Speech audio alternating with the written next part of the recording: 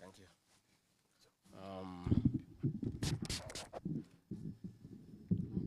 Let me take this opportunity to welcome once more the leaders of Murang'a County Assembly and the Senator, the Honorable Joe Nyoto, for having come to visit me this morning. This is your home. The owner of this home is your daughter. So you are at home. And I have seen you have really been taken care of in a special way by your daughter. Let me say this is a great act of patriotism and selfless leadership. I always tell people to listen to the ground. I've never told the MCAs to listen to the ground because the MCAs are the ground themselves. Because they live there. And I want to thank these leaders because they have come to me with a message from the people of Murang'a that they have very clear instructions to disassociate themselves with bribery and corruption at State House. And what you have done, you have demonstrated leadership, that you respect the people who elected you, and you are satisfied with the salary that the people pay you as taxpayers, and you are not willing to sell your people and what they believe in for little money. It is actually very gratifying that MCAs can refuse a bribe of 300,000 to do the right thing. I really want to commend these great leaders from Murang'a, and I ask the people of Murang'a to identify leaders who are selfless and who cannot sell them. The few leaders from Murang'a who are selling the community and the residents are greedy and only thinking about themselves.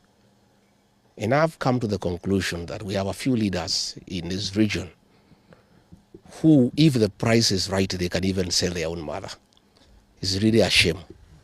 You know, today what is happening in State House is pure corruption and bribery. The other day, William Ruto was complaining that members of parliament are asking for bribes. But he is a briber in chief in this country.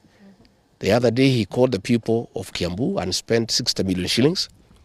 A week after, he called the people of Meru, spent another 60 million shillings. Today, he's going to spend 60 million shillings. He's giving people 10,000 each. That is 180 million.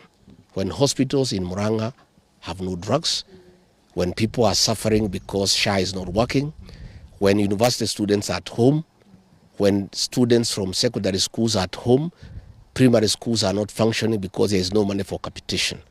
All this money has been stolen and diverted for corruption and bribery. And State House has become a scene of crime.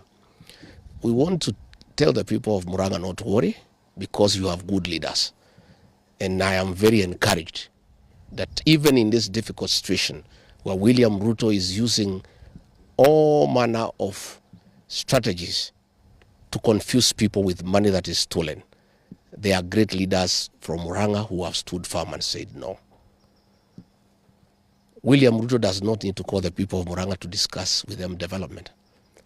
I was with him at Kakoigo grounds, and I was a guarantor of William Ruto to the people of the mountain, and we signed an economic charter with the people of Murang'a. 3 years down the line, he has done nothing about it. It is unnecessary to pretend to call the people of Murang'a to discuss with them development. There is nothing he has done in 3 years. There is nothing he'll do in the next 2 years. Therefore, those people who went there, you do what we agreed. There is a saying in our community that you cannot bury an elephant with his tusks.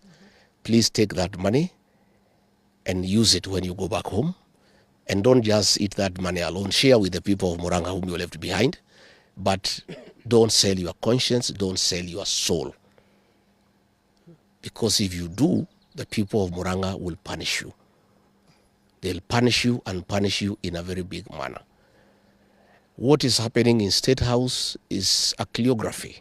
It's a strategy by William Ruto to divide the mountain. The other day he called the people of Kiambu and told them to remove themselves to the rest of the mountaineers. The other day he called the people of Meru and told them to remove themselves from the other mountaineers. Even today, he is cheating the people of Murang'a that they have never led and it's their time to lead. And we know for sure he has prepared a small blue wheelbarrow to confuse the people of Murang'a so that he can cheat them to have a presidential candidate whom he is sponsoring, whom he is spending money on to come and divide the votes in Murang'a. Unfortunately for him, the people of Murang'a are wise people.